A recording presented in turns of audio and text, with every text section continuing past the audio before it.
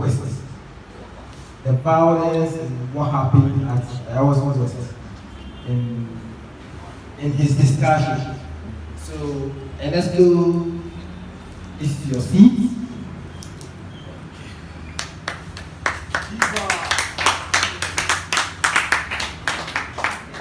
So, Ernesto, your audience, Ernesto. Thank you very much.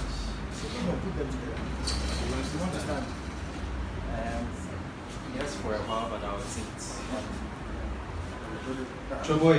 Hey! I didn't hear you. Am I at Fota Square? Yes. Choboy. Yeah. Choboy. Yeah. Choboy. Yeah. Fota Square, Fota Square, Fota Square, oh say yeah. Yeah. Fota Square, Fota Square, Fota Square, oh say yeah. Yeah.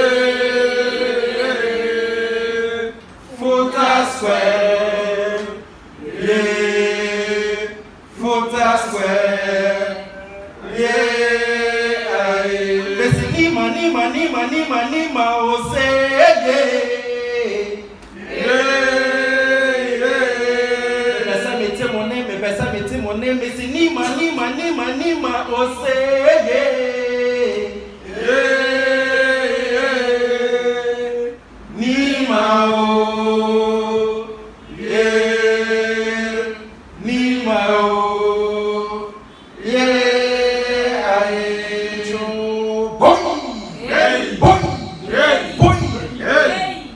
Well, we are children of Nima, so when we come, we are very happy, and I believe you are also happy to be here. Well, this evening is going to be a very solemn conversation about our country, about happenings in our environment, and I believe that it is going to be the beginning of a journey that you and I will have to take. Because only our generation has that mandate. Every generation has a certain mandate. And in our generation, we have a mandate to bring about economic freedom in our lifetime. This is something that was being fought for. In fact, the reason why political independence was fought for. But unfortunately, our forefathers, like Osajifo Kwame Nkrumah and the rest, were unable to attain that for us. If you go through the plans that they put in place just to ensure economic freedom in our lifetime, if you read the 7-year development plan, if you read the 1960 Republican Constitution, if you read the other documents that saw to the needs of the people, you could tell that this was a country that was going somewhere. Unfortunately, after 1966, the country has derailed. It's as if there's been a blindfolding of a sort, and so we don't even know where we are going. This evening, we are here to discuss the issue of electoral violence, and we are using the Ayawaso West Wuogon shootings and disturbances as a case study. I need all of us to be very much involved in this conversation, because it is not just about us. It is about many generations yet unborn, and they would hope to see their grandfathers then, their grandmothers then, involved in the protection of their interest. Anytime I look at some of the projects that was embarked upon by the first administration this country had under Osajifo, I see that that administration was thinking about me. Nobody can convince me. If I look at the Mamoto Way today and I compare it to the N1, I know who was thinking about me or who had me in mind when those projects were going on. When I look at the Akosombo Dam, which still stands as the largest man-made dam on earth, I am convinced that whoever was putting up that project had me in mind. And so this is some of the things that inspire us, that we also leave behind a legacy that generations unborn would come and uphold us. You have, the situation of, how do you call it, England, where the Cromwell generation felt that the generation that came before them had let them down, and therefore engaged in a massive unburial of the leaders then. They exhumed their bodies, crushed them, and punished them accordingly for their roles in ensuring where, they felt they were at the time. And so, with our current leadership and the way they are behaving, if you read, the Bible, and I know we Muslims also read the Bible, and you get to read the story of Esau and how he sold his birthright just because he was hungry. It's almost the same thing taking place in our current milieu, where our political leaders simply don't care. They are selling everything, Ghana for sale agenda. In our Greek sector, they are selling that sector to GMOs, where multinationals are going to be in charge of the provision of seeds for agriculture. So Ghanaians would have to go and beg in future the white man to give them seeds to come and plant on their soil before they can hoot at hunger in their Homo festival. This is the danger, the predicaments that confronts us, as a generation and as a people. We have a leadership that simply doesn't care.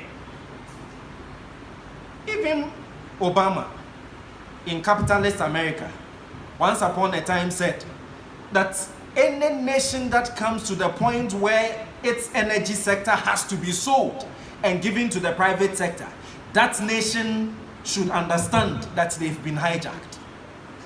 Here in Ghana, you have a situation where our political leadership, both MPP and DC, have a consensus on selling our energy sector. They've started with ECG. The last administration began, these guys came in and they have come to seal it. So it's a fact. If you and I say nothing, the next generation will beat us up. They would exhume our bodies if we are dead and punish us accordingly for not fighting enough or for not fighting for them. So this is what is happening in our country.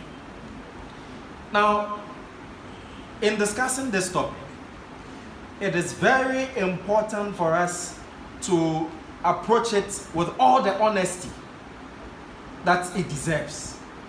We should take off our political lenses, or our partisan lenses, if I should put it that way, because we in the fighters, we are very political. What we are not is the fact that we are not partisan. But when it comes to the politics, we are very much, political. And that has to be stated.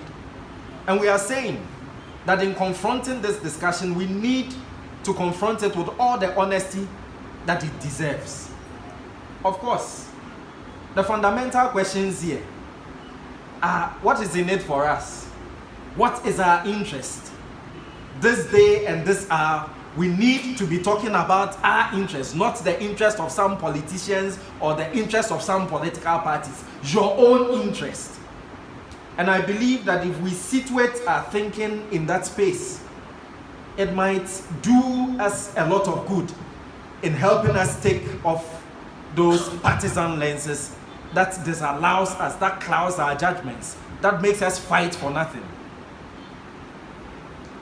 A lot has been said over the weeks, ever since the Ayawaso incident. And it's as if the whole nation is now waking up to election violence. It underscores the hypocrisy of our society, or the unscientific nature of our society. That is as if electoral violence is happening in Ghana for the first time. in this fake republic. And mind you, we in the fighters don't have anything called the Fourth Republic. What they call the Fourth Republic is to us the fake republic. So in this fake republic, we've seen electoral violence from one election to the other, from 1992 to date. Why? Was it not in 1992 that Emmanuel Gruponi, an ordinary citizen in Brongahafo, got up to go and cast his ballot, only for a group of marauders,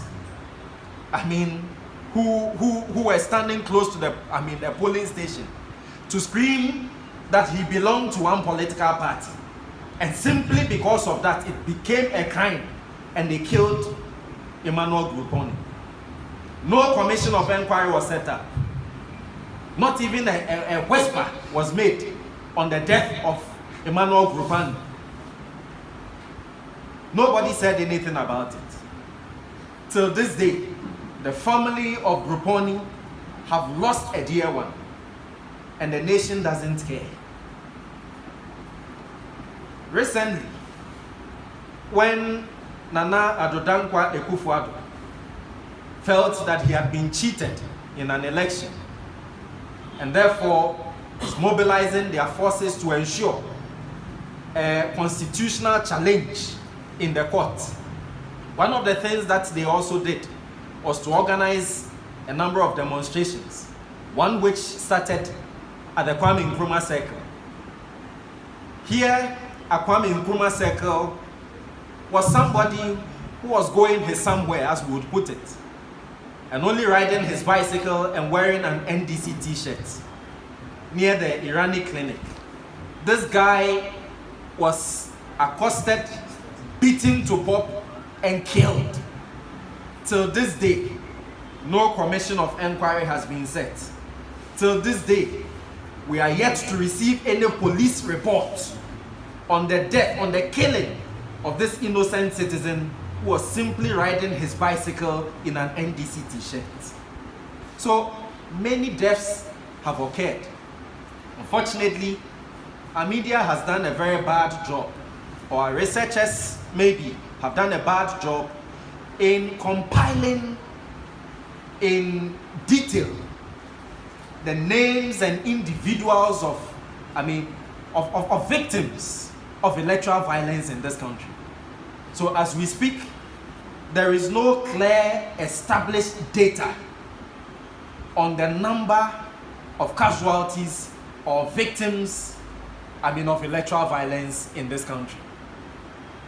And the question I ask myself is, if these people who are victims of such violence during our elections belonged to a certain class in our society, would they not be mentioned? Would they not be remembered? Will candlelight sessions and processions not be held in honor and in remembrance of such persons? So what kind of society are we? What kind of people are we? And I think that this forum opens up that opportunity for that conversation to be had.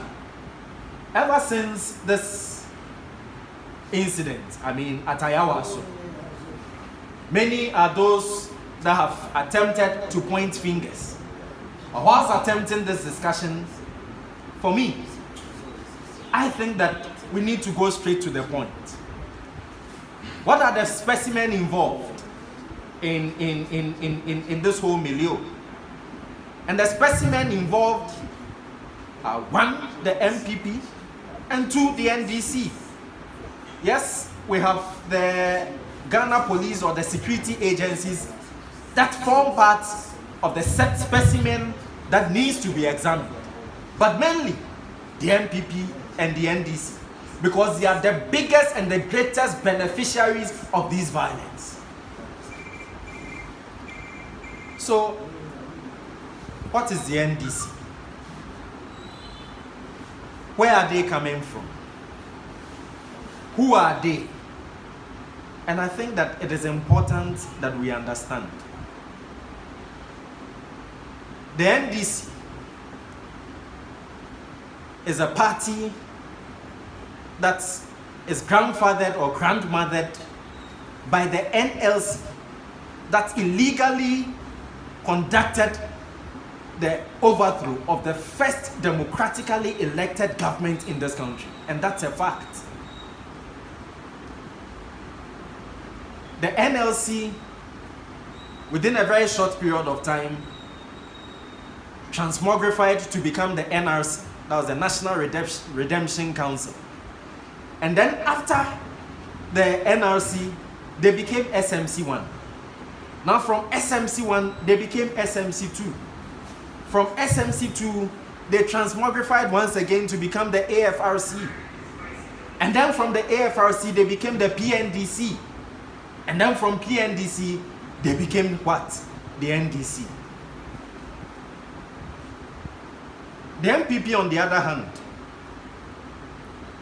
were grandfathered by what Nkrumah described in his book, That Days in Ghana, page 56, as the official opposition. And it's important we all find time to read that book, because Nkrumah diagnosed the kind of opposition that he faced. Unlike the modern political rhetoric that we've had in recent past, that creates the impression that the NLC was the same as the UP, that were throwing bombs, that were terrorizing Ghanaians, that were maiming citizens, and had turned their opposition into the virtual spree of opposing every and anything that the government was about. It's important to understand that there were some distinctions, and Nkrumah made those distinctions very clearly. He identified the NLC as the opposition that was constituted in the army and in the police. And then he named the UP the official opposition. That's, as I have described, were throwing bombs and all of that, and causing insecurity, mass insecurity in our country. So from the UP, then they changed to become what they called the PP. Of course, they have NLM, backgrounds. All of that constituted that opposition that, was formed within that period. So right from the PP, there was a disintegration. But then they quickly regrouped and became the NPP. Now, it is important to understand that the leadership of these parties don't even deny these facts. So you and I, party foot soldiers, or you and I, mere supporters, have absolutely no say when they themselves understand their roots and where they are coming from. Did we not hear recently former President Mahama himself talk about the violent nature of the NDC, the violent past, the violent history of the NDC? Was I the person who, put that in Mahama's mouth to come and tell the people of Ghana how violent they have been in the past, and that nobody can challenge them when it comes to the issue of violence? I'm not the one who said that. It is President Mahama, ex-President Mahama. Did we not hear Nanado, then candidate Nanado, inform his foot soldiers that etiwa kra no what? Yetrom will be bigger kra. So they boast about their violent past. So we are not the ones about to defend them. We don't love the MPP or the NDC more than them. And so when they come out to tell us what it is, I think that we simply have to accept the truth for what it is. And then we can proceed. So these are the parties we are talking about, or the elements we are talking about. The MPP and the NDC, two political parties with with violent pasts. That cannot be denied. Now, in the midst of all this, you also have a Sakawa constitution. A constitution that was born by the gun. A constitution that ensured that Ghanaians suffer injustice. The injustice of being unequal before the law. So, this is what we have. And with your permission, let me just go to the transitional provisions of this constitution, just to demonstrate the violent nature of this constitution. And then we need to ask ourselves, next week I'll be here to discuss why the 1992 constitution is the greatest impediment to our realization of economic freedom in our lifetime. There is no devil in Ghana. The only devil we have in Ghana is the 1992 constitution. And the earlier we woke up to this simple fact, the better it would be for all of us. In South Africa and all over the continent, citizens and young people like you and I are fighting to materialize economic freedom in their lifetime. And when you go to South Africa, they have identified that the greatest impediment to their realization of economic freedom in their lifetime is the land.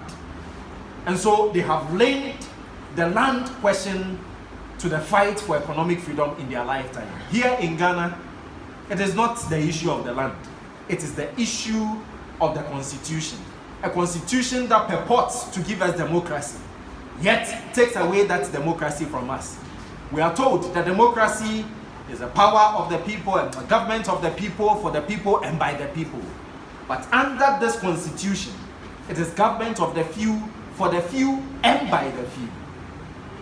Now, who are these few that we are talking about? And the indemnity sections of this constitution spells it out clearly. With your permission, I'll just take Article 34, 1 and 2. It says, no member of the Provisional National Defense Council, the Provisional National Defense Council Secretary, or other appointees of the Provisional National Defense Council shall be held liable, either jointly or severally, for any act or omission during the administration of the Provisional National Defense Council. So they shall not be held liable. Now let's go to 2. It says, it is not lawful. It means it is illegal. So it is not lawful for any court or any tribunal to entertain any action or take any decision or make any order or grant any remedy or relief in any proceedings instituted against the government of Ghana or any persons acting under the authority of the government of Ghana, whether before or after the coming into force of this constitution, or against any person or persons acting in concert or individual to assist or bring about the change in government which took place on the 24th day of February 1966. It goes on to mention 79 and all of that. But we in the fighters end at 1966, because that is the only legitimate basis for challenging this constitution. Now, this is a constitution that says that it is bringing about democracy, for which reason it forced the people of Ghana to queue to vote it into existence in a referendum. Even that referendum was boycotted by more than 50% of the voting population then. That in itself underscores the illegitimacy of this constitution.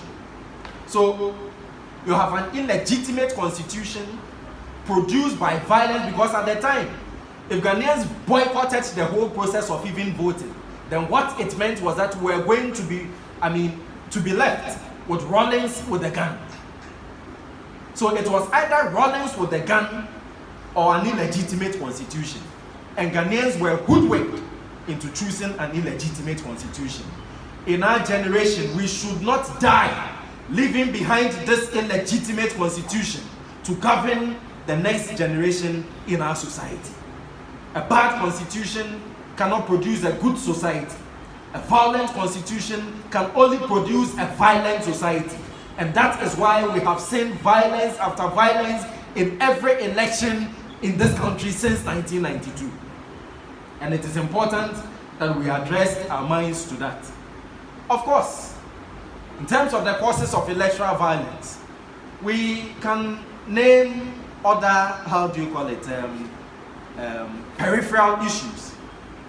One could be about the whole electoral system that allows for a winner-takes-all kind of, democracy. Because this is not a democracy, but for the lack of a better word, we can use it in our own context. So, what are we talking about? We are simply talking about a situation where our society is governed by something that is not so. Let me give you one example. In this room, yes, we have the lights and the fans on, right? The lights have their switch, and I believe the fan also does. At this very moment, if the fans go off and the light also goes off, it is not the issue of going to the switch to find out what is wrong, because it is definitely not the switch. So we may want to look out to see if the rest of our environment is in equal darkness or in equal predicament. If the rest of our environment finds itself in that same situation, then we know that it's the general light off coming from ECG. I lie. So we can look at the sentimental causes of violence in our elections, like I was talking about. And we can talk about this winner-takes-all situation. Look, even in the last election, and it is not just a winner-takes-all, meaning that the party takes all, the winning party takes all. It goes beyond that. It is actually the winning candidate taking all. And we have seen it. Look at even how politicians organize their campaigns. And using the Ayawaso West Wuogon, what was her message? No, what was her message? The winning candidate, what was her message? At the whole play. No, is this a message? At the whole play. Then at the whole play, may winning. So our elections is about when may be winning. Who will win? I will win. And when that candidate wins, it is over. That's why they end up changing their phone numbers once they are done using all of us as campaign fodder. That's why they change that's why they throw their SIM cards away. So it's important for us to understand that when we talk about this winner takes all, it is not the party that wins that is taking all. Why? In the last election, 2016, did we not see members of the NDC, bona fide members of the NDC, going out there campaigning vigorously to ensure that the NDC lost that election? We saw it. Currently, aren't we experiencing a situation where members of the MPP themselves, and we are reading them on Facebook, we are seeing them, we are listening to them, and they don't want the MPP to retain power in 2020. But what is the cause?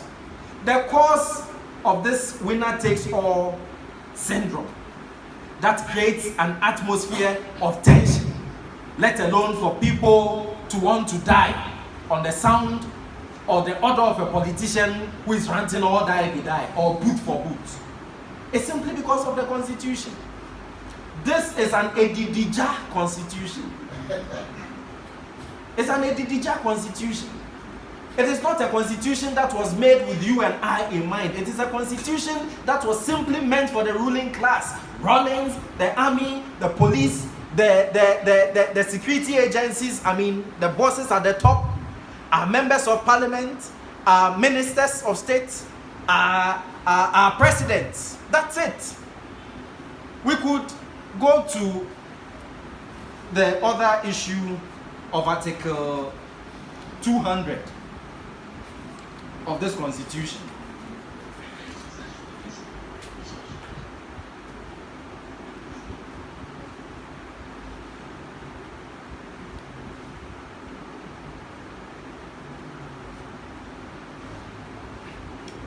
Article 200 of this constitution.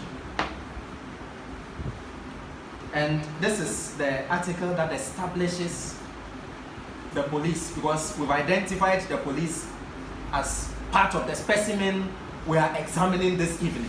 So it is the MPP, it's the NDC, it's the police. We had the police come out in their press conference that they have no idea about where those masked security or terrorist group were coming from. I mean, that should spell danger for all of us. I mean, how safe can we be if you have a situation where your police can have infiltrators using their vans and their equipment in causing such devastation and mayhem on the society that they are supposed to protect? But this is what happened. Now, if you check Article 200 of the Sakawa Constitution, it says that there shall be a police service of Ghana. So it establishes it. Let's go quickly to 201, which then also establishes what you call the police council. And now look at the constitution of the police council.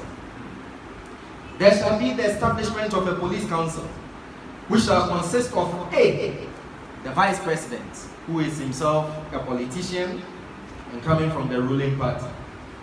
B, the minister responsible for internal affairs, also an appointee of the president. The inspector general of police, also an appointee of the president. The attorney general, also an appointee of the president, or a representative, also an appointee of the president. And then it comes to D, E, a lawyer nominated by the Ghana Bar Association. So that's the only one that may be coming from an external body. Then F, a representative of the Retired Senior Police Officers Association. So that's also, I mean, a representative coming from outside the shades of the president. G, 2 members of the police service appointed by the president. So here, once again, the president. And 2 members appointed by the president. So this is what you have. Any wonder why, irrespective of the party in power and the party in opposition, none of them trust the security services when they are in opposition? Because this is it. It would have been easy to say that, oh, so let's amend the 1992 constitution and keep it. Unfortunately, it goes beyond that. A constitution must first of all command the morality of society. It must have the morality of its own dictates. If that constitution is saying, I'm bringing democracy, that constitution itself must be democratic. If the constitution is saying that I believe in equal rights, if you check Article 17.1 of this constitution, it says that, oh, we are all equal before the law. But when you come to the transitional provisions, Article 34.1, as I read for you, it says that, no, some people are over and above the constitution of this land. So, what is this? Who are we joking with? Who do we want to deceive? Why are we pretending? So, all our problems is coming from the 1992 constitution. Case closed. We can talk about the other aspects, and that can come in a more legitimate constitution. And in future going forward, I think that we need a new electoral system. We need an electoral system that is based on proportional representation. Members of parliament do not necessarily have to represent a constituency. And this is the fighter's position. A member of parliament does not necessarily have to represent a constituency. After all, the current parliament, what are members of parliament, what is the basis of their consideration in passing bills into laws or in arguing out positions in parliament? It is not based on the ideas coming from their constituents. It is based on the dictates of their parties. So again, who are we deceiving? Who are we lying to? Proportional representation can adequately cater for this system where our members of parliament are just nominated or selected by their parties. Let's leave the constituencies to our DCs. After all, they are handling the developmental issues. Let them handle that. And the PPP has made a very strong argument concerning the election of DCs. And that underscores, the Sakawa nature of this constitution again. It is a constitution that doesn't give us power. Even our DCs are chosen for us by the president. What kind of constitution is this? What kind of democracy is this?